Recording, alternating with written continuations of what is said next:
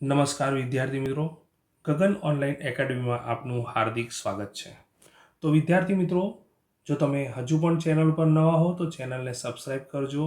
બરાબર મિત્રો, bell icon ખાસ દાબજો જેથી તમને શું થાય કે જ્યારે પણ હું વિડીયો અપલોડ કરીશ ત્યારે વિડીયો મળી રહેશે. તો મિત્રો, આજે આપણે લિબર્ટી પ્રશ્નપત્ર 5 જે છે એનું સોલ્યુશન કરવાના છે, જે માર્ચ 2022 જે છે એને અંતર્ગત છે મિત્રો. બરાબર છે. ઓકે, તો બધા બહુ જ મોસ્ટ ટાઈમ પ્રશ્નો છે, આને સરસ રીતે સોલ્યુશન કરીશું. તો આગળ વધીએ, દાખલા નંબર 1 તરફ જઈએ. સમીકરણ યુગમાં આપણને આ બે આપેલા છે, એનો ઉકેલ શું મળી શકે આપણને? તો આપણે જો મિત્રો, પહેલાં તો સમીકરણ જે છે એ 2x + 3y = 5 છે, તેનો -5 = 0 લખીને પ્રમાણિત સ્વરૂપમાં લખ્યું. બીજું સમીકરણ 4x + 6y - 10 = 0 એ પ્રમાણિત જ હતું. હવે આપણે a1/a2 લઈએ મિત્રો. તો અહીંયા a1 અને a2 શું થાય? 2 અને 4 છે, એટલે 2 દુ 4 મિત્રો, એટલે શું આવશે? 1/2 જવાબ આવ્યો. બરાબર છે મિત્રો. b1/b2 લખીએ મિત્રો. તો 3 અને 6 છે, એટલે 3/6 લખાય, એટલે 3 દુ 6 થાય, એટલે 1/2 થયું. અને એ જ પ્રમાણે c1/c2 લઈએ મિત્રો. તો -5/10. તો બરોબર જોઈએ તો માઇનસ તો પ્લસ થઈ જાય, 5 દુ 10 થાય, એટલે 1/2. તો એનો મતલબ એવો થયો મિત્રો, a1/a2, b1/b2 અને c1/c2 આપણને 3 સરખા મળે. અને આ 3 સરખા મળે એ માટેની જે શરત છે એના માટેનો ઉકેલ શું મળશે મિત્રો? અનંત મળે. તો જવાબની અંદર શું આવશે? ઓપ્શન નંબર એ અનંત ઉકેલ મળે. શું મળે? અનંત ઉકેલ મળે. બરાબર મિત્રો. નેક્સ્ટ પ્રશ્ન તરફ જઈશું. તો મિત્રો, pxy નું ઉગમ બિંદુથી અંતર. તો તમારે એટલું યાદ રાખવાનું મિત્રો, જ્યારે પણ ઉગમ બિંદુથી અંતર પૂછે તો તમારે વર્ગમૂળની અંદર જે પણ આપણને દાખલા તરીકે xy આપ્યું છે, તો x² + y² લઈ લેવાનું. બરાબર છે. એ જ પ્રમાણે જો અહીંયા એ બી હોત તો આપણે જવાબ શું હોત મિત્રો? a² + b² વર્ગમૂળમાં. બરાબર છે. એ જ પ્રમાણે mn હોત તો જવાબ શું હોત? m² + n², પણ શેમાં હોત? વર્ગમૂળમાં.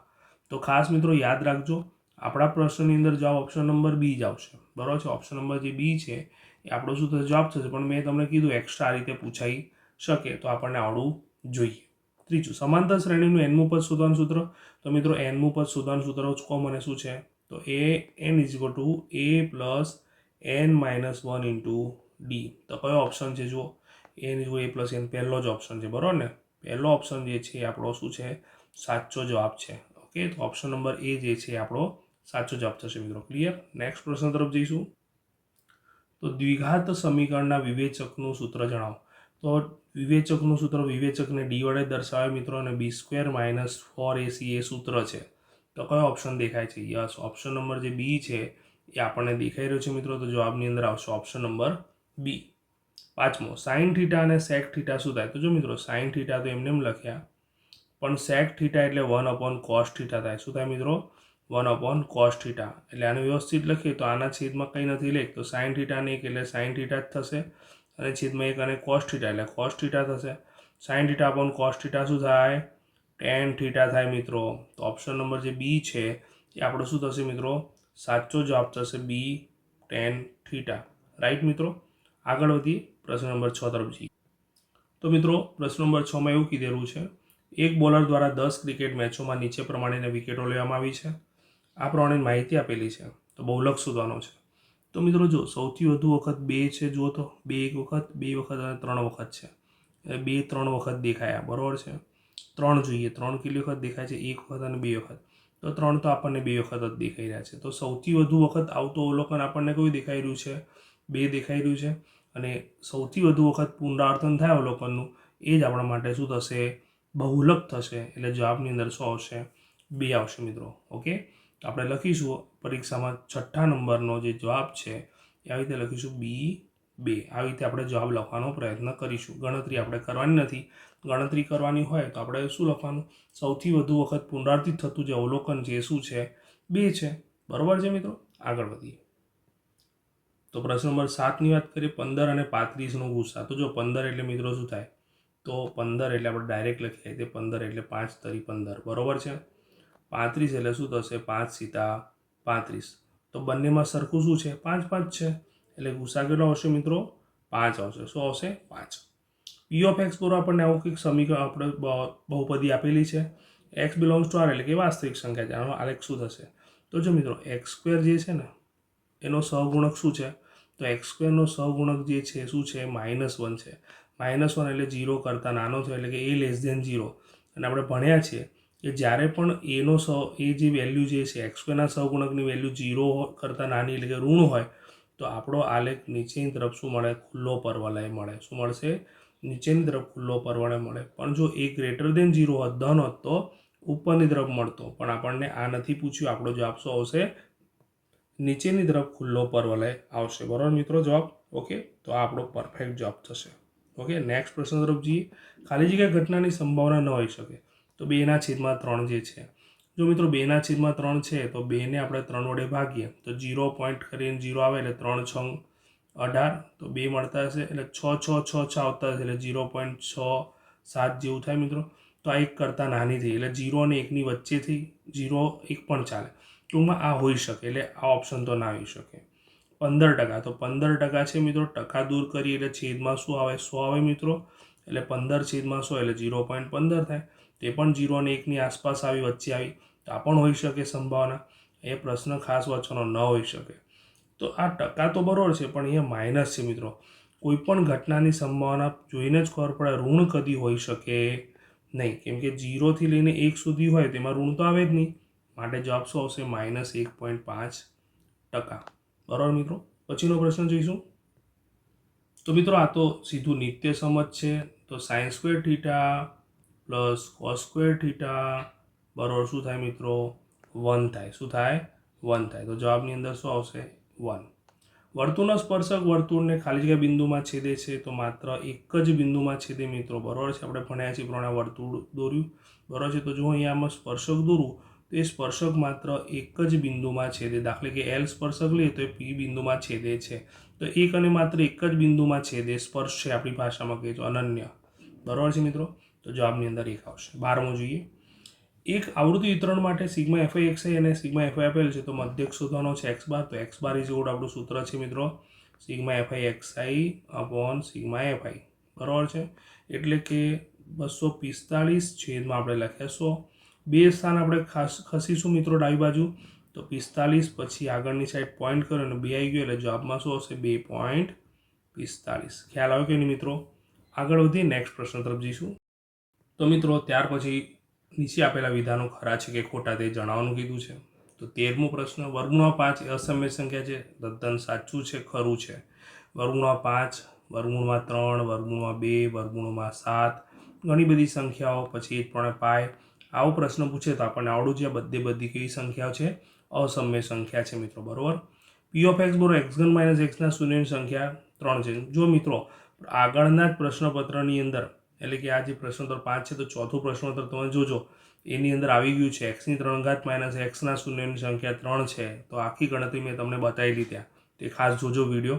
તો x3 - x જે છે આમ જોઈએ તો 3 ઘાત છે એટલે શૂન્યની સંખ્યા 3 છે જ. બરાબર છે. ઓકે, માટે વિધાન શું છે? ખરું છે. માર્ચ 2022માં પૂછાયેલા છે દાખલા, ખાસ ધ્યાન રાખજો. બે અંકોની સંખ્યા અને અંકોની અદલાબદલી કરતાં મળતી સંખ્યાનો સરવાળો હંમેશા 11 વડે વિભાજ્ય હોય. તો જો મિત્રો યાદ રાખજો કે જો મૂળ સંખ્યા x + 10y હોય બરાબર છે તો અંકોની અદલાબદલી કરીએ તો સંખ્યા શું બની જાય? y + 10x બની જશે. બરાબર છે. જો x અને y સ્થાન બદલાઈ જાય તો y અને x બદલાઈ ગયા.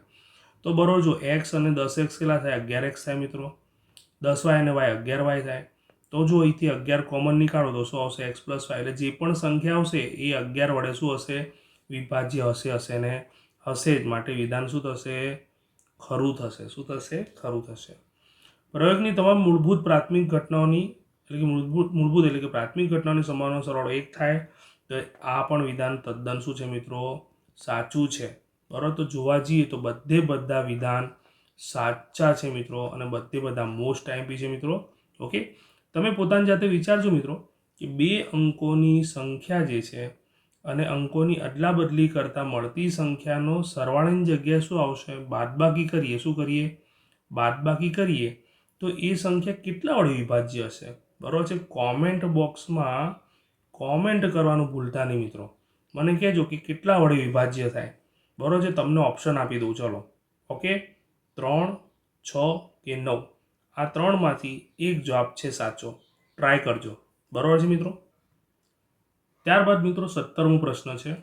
એક સમાંતર શ્રેણીમાં આપણને 3 પદો ક્રમિક આપેલા છે, તો આ ક્રમિક પદો માટે આપણે કે શોધવાનો છે. તો ધ્યાન રાખજો મિત્રો, આને આપણે A1 કહીએ, આને A2 કહીએ અને A3 કહીએ.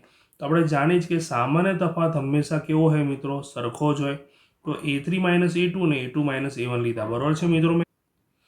તો અહીંયા A3 ની કિંમત 26 લખી મિત્રો, A2 ની કિંમત K લખી, અહીંયા A2 ની કિંમત K લખી અને -2 લખ્યા, બરાબર છે. આ K સામે જાય તો પ્લસ થઈ જાય અને આ 2 આમ જાય તો પ્લસ થઈ જશે. એટલે 26 + 2 બરોબર K + K.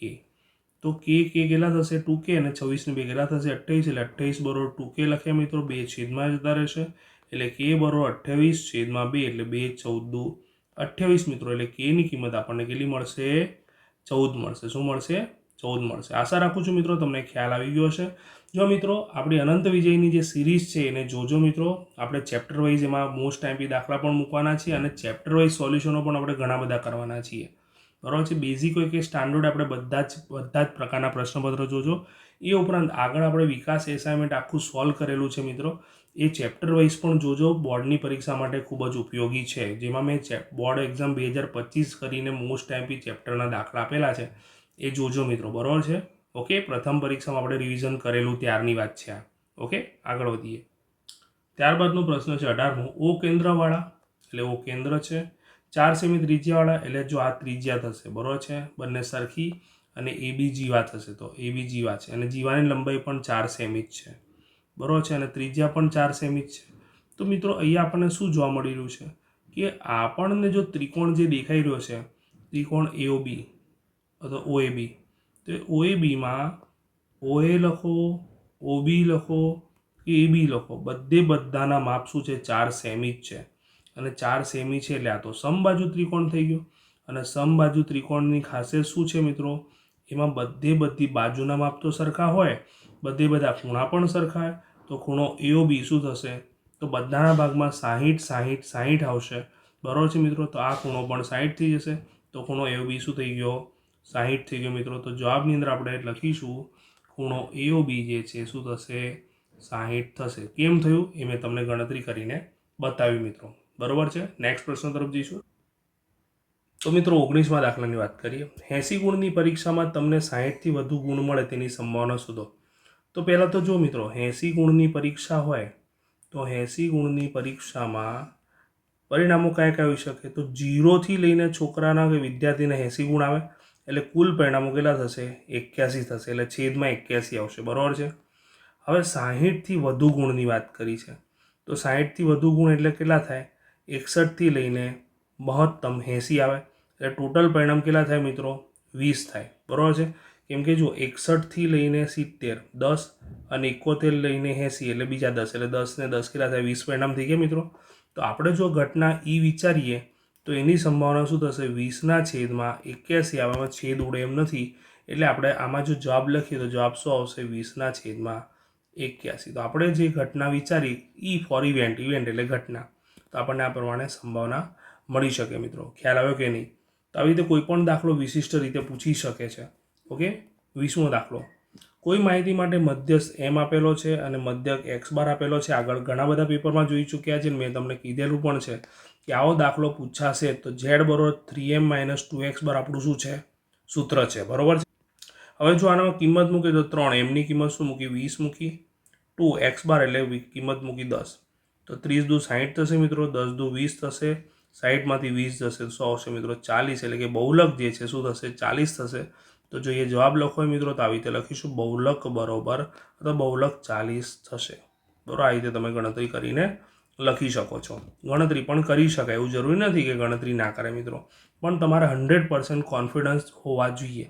તો કોન્ફિડન્સ વધે એટલા માટે જ હું તમને સેક્શન એની આટલી બધી પ્રેક્ટિસ કરી રહ્યો છું મિત્રો. બાકી તમે પાછળથી જવાબ જોઈને પણ લખી શકો છો, પણ મારો ટાર્ગેટ છે શું છે કે આ દાખલો જો 2 માર્કમાં પૂછે તમે કઈ રીતે લખશો? સીધો જવાબ લખી નાખશો? ના, એવું શક્ય જ નથી. તમારે ગણતરી કરવી જ પડે. તો આવો દાખલો 2 માર્કમાં પૂછે તો આપણને આ સૂત્ર આવડે, કિંમત મૂકતા બાદબાકી આવડે તો તમે કરી શકો છો, બરાબર. નેક્સ્ટ પ્રશ્ન તરફ જઈશું. તો મિત્રો આગળ નંબર 21 નંબરનો અને 22 નંબરના પ્રશ્નની વાત કરીએ તો જોડકા જોડો છે. શું છે જોડકા જોડો? તો સૂત્ર આવડવા જોઈએ મિત્રો. સૂત્ર આવડે એટલે બધું આવડે. તો 21 નંબરમાં શંકુનું ઘનફળ, તો શંકુનું ઘનફળનું સૂત્ર શું છે મિત્રો? 1/3 પાય આર સ્ક્વેર h, એટલે સી ઓપ્શન આવશે 1/3 પાય આર સ્ક્વેર h, બરાબર છે. ત્યારબાદ 22મું વાત કરી મિત્રો, તો 22માં નળાકારનું ઘનફળ છે, તો નળાકારનું ઘનફળ જે છે એ શું આવશે મિત્રો? Pi R square h. તો ઓપ્શન નંબર જે એ છે એ શું આવશે? પાય આર સ્ક્વેર h, બરાબર છે મિત્રો. ત્યારબાદ 4/3 પાયરનો ઘન, તો 4/3 પાયરનો ઘન જે છે કોનું સૂત્ર છે મિત્રો? ગોળાનું ઘનફળનું સૂત્ર છે. શેનું છે? પૂછ્યું નથી પણ આપણને આ ખબર હોવી જોઈએ, બરાબર મિત્રો. ઓકે, નેક્સ્ટ પ્રશ્ન તરફ જઈશું. તો મિત્રો 23મો પ્રશ્ન છે વૃત્તાંશનું ક્ષેત્રફળ. વૃત્તાંશ જે છે આપણે સીધું લઘુ વૃત્તાંશનું ક્ષેત્રફળ વિચારીશું મિત્રો. તો લઘુ વૃત્તાંશનું ક્ષેત્રફળ શું થશે? Pi R square theta upon 360 થશે, બરાબર છે મિત્રો. અને 24મું વૃત્તાંશના ચાપની લંબાઈ, બરાબર છે. વૃત્તાંશના ચાપની લંબાઈ જે છે શું થશે મિત્રો? ઓપ્શન નંબર એ પાય આર થીટા અપોન 180. આવું કોઈ સૂત્ર જ નથી મિત્રો, બરાબર છે. Pi R square theta upon 180 એવું કોઈ પ્રકારનું સૂત્ર નથી, એટલે આપણે કહી ના શકીએ આ કોનું સૂત્ર, એટલે ખોટું સૂત્ર છે. બરાબર, આ બે સૂત્ર સાચા છે અને આ પ્રશ્ન પ્રમાણે આપણે જવાબ આપી દીધા મિત્રો. તો આશા રાખું છું મિત્રો તમને આટલે સુધી ખ્યાલ આવી ગયો હશે. હું તમારા માટે બેક ટુ બેક સોલ્યુશન લાવી રહ્યો છું મિત્રો. સરસ રીતે તમે આનું રિવિઝન કરો, નોટબુકમાં લખતા રહેજો. આવા જ પ્રશ્નો પૂછવાના છે બોર્ડમાં. આપણે આ 24માંથી 24 ગુણ જવા જોઈએ નહીં. અને જો હજુ પણ તમે મિત્રો ચેનલ સબસ્ક્રાઈબ ના કર્યું તો સબસ્ક્રાઈબ કરો, બરાબર છે, જેથી અમને કામ કરવાનું વધારે મોટિવેશન મળે મિત્રો, બરાબર છે. તો આશા રાખું છું તમે તૈયારી કરી રહ્યા છો, લખી રહ્યા છો નોટબુકની અંદર વ્યવસ્થિત રીતે. રિપીટ થયેલો પ્રશ્ન ફરીથી લખતા નહીં, બરાબર છે, નોટબુકની અંદર, કેમ કે એનો કંઈ મતલબ રહેતો નથી, બરાબર. આપણો સમય પણ આપણે બગાડવાનો નથી, એટલે ઝડપથી આપણે સોલ્યુશન કરવાનું છે, ઝડપથી આપણે રિવિઝન કરવું છે, બરાબર છે મિત્રો. તો તમે સરસ રીતે તૈયારી કરો. ત્યાં સુધી તમને બધાને બાય.